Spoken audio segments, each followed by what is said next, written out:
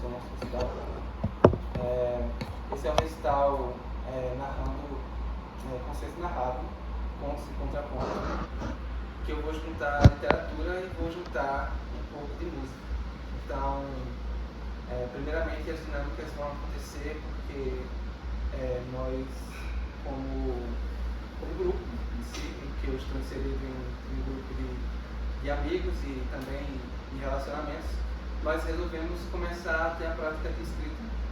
Então, as coisas que nós escrevemos se tornaram ideias, e essas ideias foram formulando, e nós acabamos tendo a ideia de começar a escrever um livro. Mas esse livro, a gente tem as ideias, porém a gente ainda queria fazer exercícios de escrita para começar a escrevê-los. Então, daí nasce o nosso grupo. A gente pensou em fazer um livro e nasce um grupo chamado Sobre um Livro. E nesse grupo nós resolvemos juntar, anexar ao meu recital, porque eu também estou inserido nesse grupo.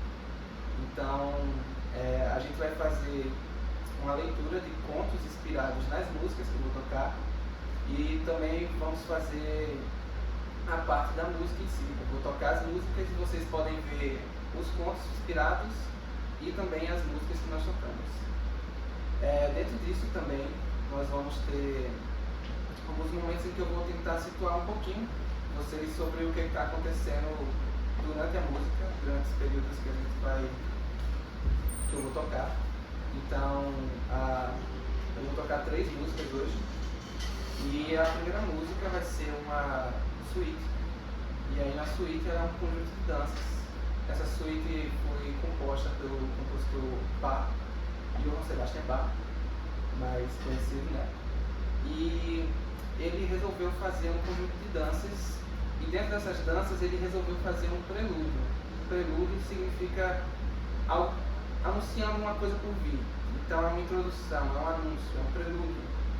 Então, citando literatura também, quando a gente vai ler em As Crônicas de Gelo e Fogo, existe um prólogo que ele fala que existe um prelúdio no céu.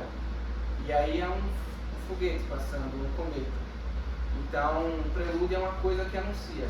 Então, a introdução, esse prelúdio, é uma coisa que vai anunciar as danças do porvir. Então, dentro disso, Bach era um compositor também barroco. Então, vocês vão ver que tem uma forma de fazer música um pouco mais antiga. A gente tem a ideia de que música clássica só é música antiga, mas nesse recital a gente vai acabar aprendendo um pouquinho mais. A música clássica também é um pouco mais nova, e ainda é, né? Então a gente vai aprender que ela ainda continua sendo fermentada. Então a gente vai para o início, ali de quando começa a se eclodir essa ideia de música erudita, a gente vai chegar com Bach. Então, eu queria convidar ao palco o meu amigo Paulo Brito, que ele vai fazer a leitura do primeiro conto, que é inspirado no prelúdio de Bach. Caso vocês não tenham percebido, ali tem o programa do concerto e também tem os contos impressos. Então, se vocês quiserem pegar para acompanhar os contos, é possível. Se não, tem um QR Code aí, vocês podem apontar a câmera e ele vai dar os contos para vocês, tá? Tem um QR Code que leva as músicas para vocês ouvirem depois em casa, e o outro vai levar aos contos, ok?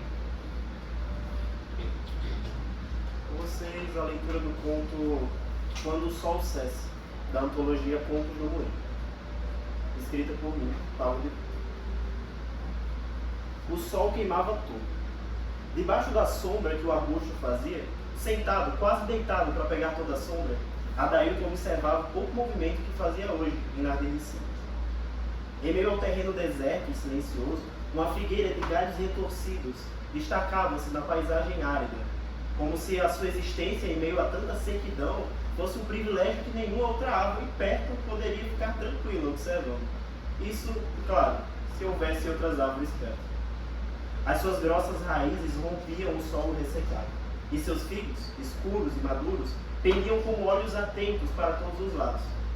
Abaixo dela, à sua sombra, aparentemente fresca, um homem permanecia em repouso, quase imóvel se não fosse o vai e vem de sua cadeira.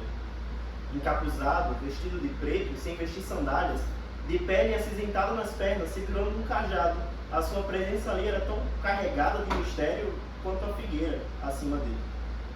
O vento batia fraco, solitário, fazendo os galhos rangerem em movimento irregular, caindo com os figos no chão. 3 troncos saíram da terra, marrom acinzentados, escuros e densos, absorvendo o calor do sol. Adailton não viu outra alternativa, a não ser ir até ela para sentir o tal descanso que não sentia há tanto tempo. Cambaleando com a quentura, ele caminhou com dificuldade até ela, quase caindo com a areia segurando seus pés, sentindo que a sua hora havia chegado. Cambaleando com a quentura, ele foi até ela, e as árvores foram caindo rapidamente, enquanto o vento aumentava sua intensidade. Os figos agora o fitavam do chão. O homem, suspeito, se levantou vagarosamente e o estendeu a mão para ajudar. A figueira, por sua vez, sumiu. E logo, tudo sumiu. Comeu de um figo no chão para sentir esse tal descanso e frescor que procurava. E o sol já não mais queimava.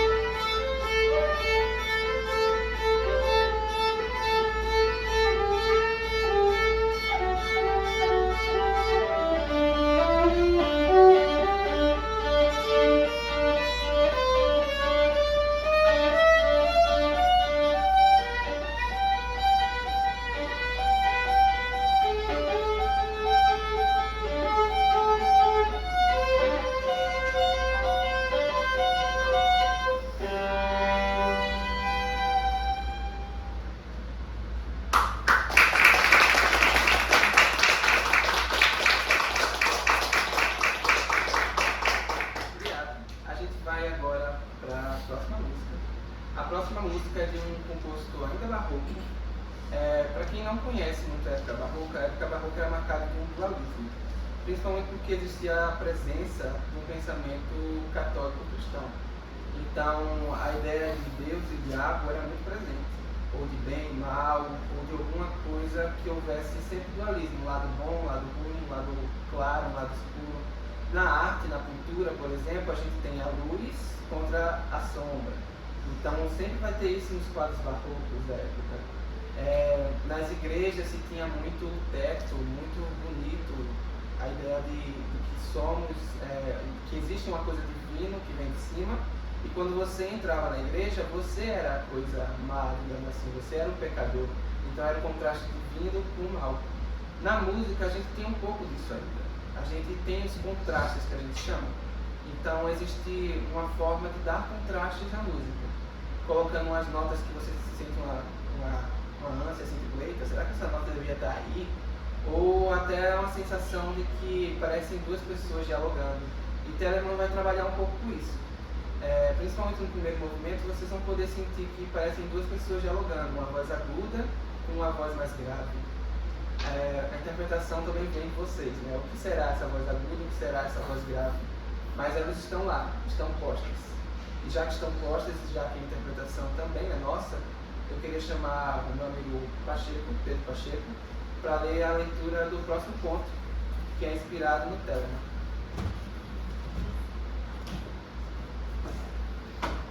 Boa tarde.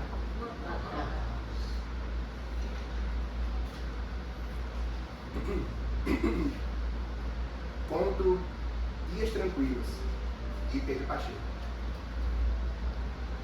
Eu vivo nesta região há mais tempo do que todos que conheço, mas ainda não me acostumei com essa menina. Ela faz um trajeto diferente todo dia. Às vezes passeia por lugares que nem meu pai conhecia, mas sempre volta para essa cabana velha. Hoje pela manhã, ela colheu algumas plantas que ainda vão ficar no azuis. Acho que vai fazer um chá. Vou ficar por aqui. Sempre que ela faz chá, sobra alguma coisa. O luxo de uns, a luxo de outros. Antes era mais difícil de ver essa parte do bosque. Um gato cinza com olhos esbugalhados não deixava ninguém em paz. Mas era divertido brincar de fugir dele. Se voasse um pouco além da linha dos troncos, ele desistia de tentar subir a água. Meus irmãos e eu ficávamos rindo da cara de decepção dele, arranhando a madeira com uma fúria muito engraçada. Com o tempo ele foi ficando azul e cansado, igual quase tudo por aqui. Faz tempo que não o vejo. Acho que a montanha do leste se tornou a casa dele. Talvez seja mais uma ilusão, mas a raposa me disse que viu um animal esquisito arranhando a parte lisa da montanha. Fala de uma cabana também, amanhã eu vou conferir. Acordei muito disposto, o céu nublado na medida certa. Parti cedo para que a raposa não percebesse que confiei na palavra dela. Nunca confiei nela. As mentiras que ela contava divertiam minha família antes dela devorar meu pai. Mas a mim sempre foram só baboseira de bicho da terra. Mas as patas dela começaram a ficar azuis e agora ela só mente para atrair os coelhos. Mas tenho quase certeza de que daqui a pouco ela abandona de vez isso. Eu caso por hábito mesmo, nem fome sinto direito. Só uma coceira na garganta que eu interpreto como sede. Você entende, não é? É o que ela sempre me diz, achando que vou dar chance dela atacar. Ela pensa que sou idiota como meu pai. Tinha realmente uma cabana ali em cima da montanha, bem mais sólida do que a da minha lá embaixo. Com certeza aguenta muito melhor as chuvas, mas não considerei nem por um segundo ficar por ali muito tempo. Se colocar um tronco deitado entre a casa e o penhasco, e alguém andasse até lá, não daria tempo de terminar uma frase antes de cair. A vista é bonita, um mar calmo visto dali de cima é sublime, mas não vale o risco de jeito nenhum. Um homem com bastante rugas saiu da cabana com um machado. Acho que ia tentar pegar a raposa, mas ela correu para baixo da montanha numa velocidade impressionante para a idade. Isso pelo jeito não vai mudar. Eu nem tinha notado ela antes de fugir. O idoso não me chamou a atenção. Fiquei parado, com o olhar na praia. O mar me deixa enjoado e nervoso. É muito desperdício de espaço, nenhuma árvore para se encostar. E não percebi outra pessoa chegando. Era outra humana, tão enrugada quanto o outro, mas me deixou bem mais surpreso e interessado. Ao seu lado vinha a raposa, de olhos tão abertos quanto o antigo gato cinza, agora azul, carregando o pescoço da ardilosa com sua mandíbula. A diferença era que um estava morto e o outro vivo, pelo que entendi. Não senti pena da raposa. A imagem dela sendo carregada para dentro da cabana me despertou sentimentos dúbios, nobres e vingativos ao mesmo tempo. Por culpa dela, meu pai foi o primeiro a ir, então faz sentido. O gato me notou e piscou com os dois olhos. Por um momento, achei que iria ressuscitar o antigo hábito de correr atrás de mim, mas se limitou a lamber os lábios e observar. Eu em cima do telhado e ele no baquete de madeira em frente à porta, recebendo o carinho dos dois velhos. A mulher soltou um som estranho e ele entrou na cabana. Acho que foi Vigas, Filhos, algo assim. Talvez seja o nome dele. Lembro que antes a menina lá embaixo chamava de outro jeito, mas posso estar enganado. Não seria a primeira vez, só de forma alguma. De qualquer jeito, nunca vou chamar ele de outro modo. É gato, pronto. Um nome ridículo desses, Fínega, Filho, sei lá, não consegue definir o que ele se tornou para mim. O assassino do assassino do meu pai. É o que ele é. Eu penso gato e não me vem outra coisa em mente. As brincadeiras idiotas do passado deixam de ser memórias, somente imagens distantes. Um bicho da terra que vingou meu pai e deseja me matar também. Eu não lhe devo nada, e ele muito menos, mas não paro de pensar nele. Será isso que os antigos chamavam de guerra? Queria muito aprofundar esse pensamento, mas já comecei a esquecer, como sempre. Queria convidar o pianista Pedro César para tocar essa música comigo.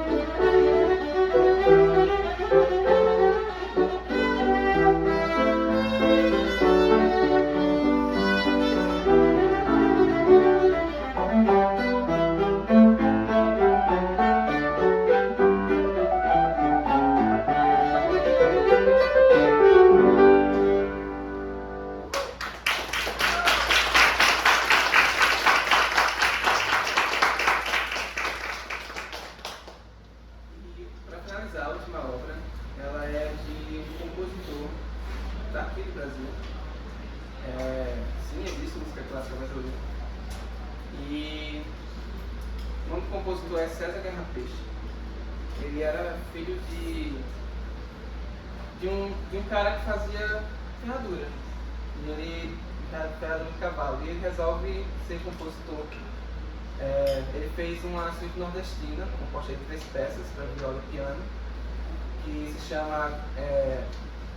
Esse é o nome da peça, né? Mas os movimentos são chamados, o primeiro movimento de cantoria do galope, o segundo é a reza do defunto e o terceiro é a atuada afro-recifense. E aí a gente vai ter alguma mistura de ritmos brasileiros dentro disso tudo. Eu queria convidar ao palco o Pablo Brito novamente para a gente fazer a leitura do conto que é inspirado na peça do Guerra Peixe.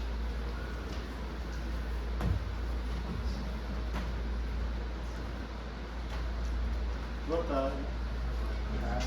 Esse último conto que nós vamos ler, ele é bem especial porque ele é do próprio Luiz, que escreveu. E eu peço que vocês possam acompanhar, lendo enquanto eu falo também.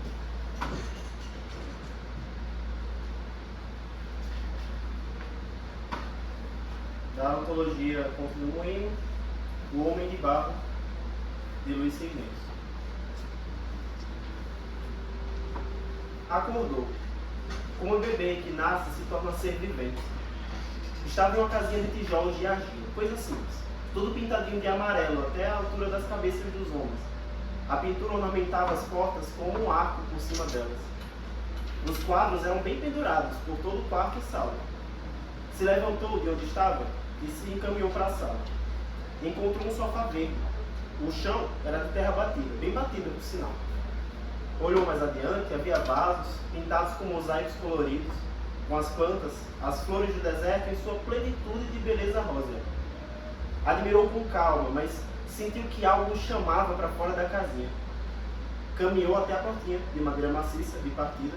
Sua metade superior dava luz à grande estrada de terra diante da casinha. Seu coração bateu um pouco mais forte ao ver. Ouviu o relincho de um cavalo e passou da portinha para vê-lo. O cavalo era todo marrom, da cor do barro. Parecia que nascera da argila, tirada da terra. Viu a sela de seu tronco, não teve jeito. Montou e foi adiante pela estrada. Não tinha memória que fizesse lembrar de quando aprender a cavalgar tão bem, mas também não havia medo que o fizesse parar. Sentiu que nasceu para aquilo. Precisava andar pela estrada, procurar algo que seu homem de barro desejasse rachar ao ver. Manteve o galope forte e logo se aproximou em paralelo com uma cidade. Durante a estrada, havia placas feitas com barros compridos. Reino da Pedra Verde, produtor de renda e farinha. Conforme ia avançando, percebeu as mulheres com saia de renda, sentadas nos bancos de pedra, cantando suas cantigas indecifráveis a tanta distância, moendo a mandioca no pilão de madeira, também ornamentado com mosaicos coloridos. Traziam na cabeça os panos coloridos em amarelo, verde, azul, branco, barro. Percebeu que as casinhas da cidade eram todas como a que acordara, pintadas de uma cor única, como os panos das mulheres, mas nas quinas e nas bordas eram como uma moldura, pintadas de branco. Sentiu o coração mais forte, parecia que estava mais perto do que nasceu para ver. O cavalo foi cansando, então diminuiu o galope ao trote. Passou a cidade e avançou pela estrada, até que viu uma casinha em meio a quase nada, ou quase nada em meio a uma casinha. À sua frente, mais uma placa de barro, desta vez pintada de roxo. Casinha de Josivan, não perturbe se não for necessário. A casinha era roxa, com as quinas e bordas brancas, telhas de barro. Era beleza na terra que não se via nem erva daninha. O sol vinha se pondo, mas seu coração parecia que tinha encontrado a alegria. Viu uma quaresmeira roxa que crescia por trás da casa, um pouco mais alta que a própria. E finalmente foi do trote ao descanso. Viu a beleza, encheu o peito de felicidade e chorou. Logo, todas as cores foram sumindo. O cavalo agora era preto. A casinha era preta. A quaresmeira seguiu o exemplo. Tudo parou no preto. Terminei, tio, minha primeira gravura. O tio pegou a pequena Alice nos braços. Viu a sua gravura. Queria que estivesse aqui para ver sua filha, meu querido amigo. Foi o que pensaram. O que o homem no cavalo está fazendo perto da casinha? Falou o tio. Está procurando a felicidade, que nem o papai. Passaram a tarde olhando a quaresmeira roxa no quintal da casa, e nem precisaram de muito esforço para isso.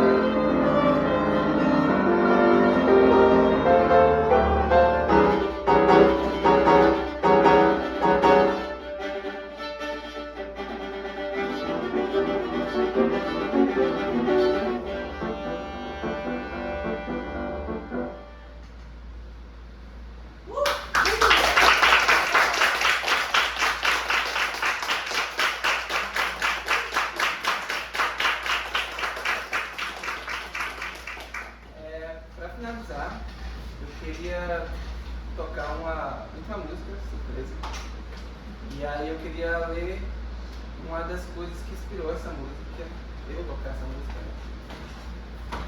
que foi, na verdade, é uma homenagem a uma pessoa muito especial que anda comigo há muito tempo, que é a minha namorada. Então, eu queria ler uma das cartas que quando eu conheci ela, eu era acostumado a mandar cartas para ela todo mês.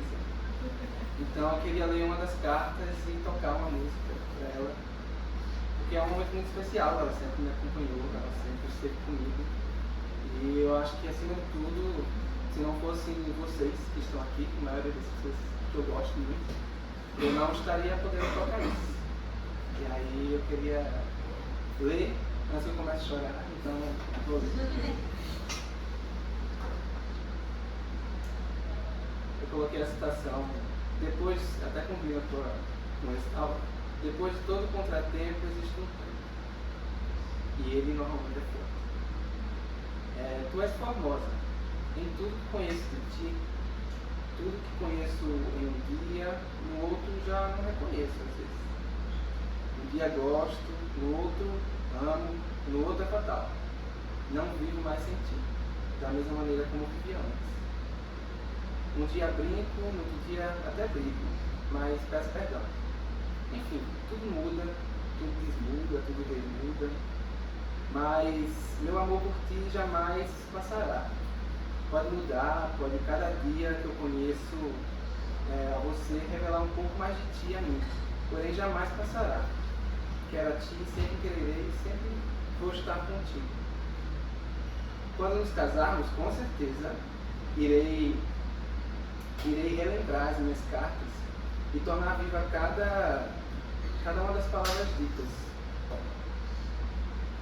E aí eu fiz um desenho que é marcado pelo desenho do Shrek. E coloquei aqui que até os sapos e cobras, quando deixam de ser orgulhosos, podem se transformar em coisas novas. Então, quando eu abdiquei dos meus orgulhos e de viver para mim, viver para o outro também, eu conheci uma nova maneira de viver com o meu namorado. Entende? E aí eu queria agradecer tocando uma música só para encerrar esse recital.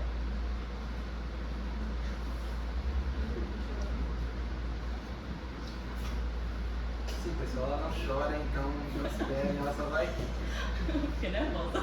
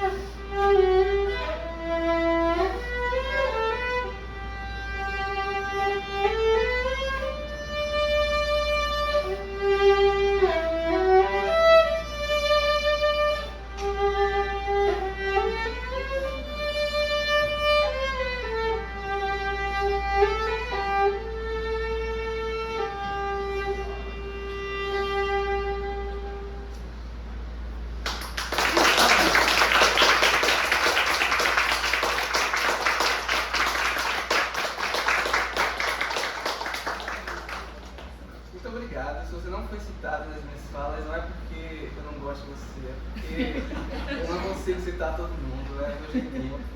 Mas eu queria agradecer a todo mundo que veio, aos meninos que leram os contos e que fizeram também os contos. A minha namorada, a amiga dela, né? Mas a todo mundo que veio, ao meu irmão também está ali atrás, para quem me conhece. Nasceu com metade da minha beleza, mas...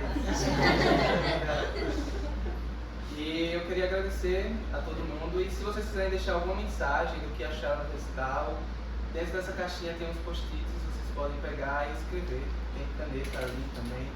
Ah, achei ruim, Luiz. Pode escrever, coloca dentro da caixinha. E aí, tudo bom? Achei bom, aí você vai lá e escreve, pode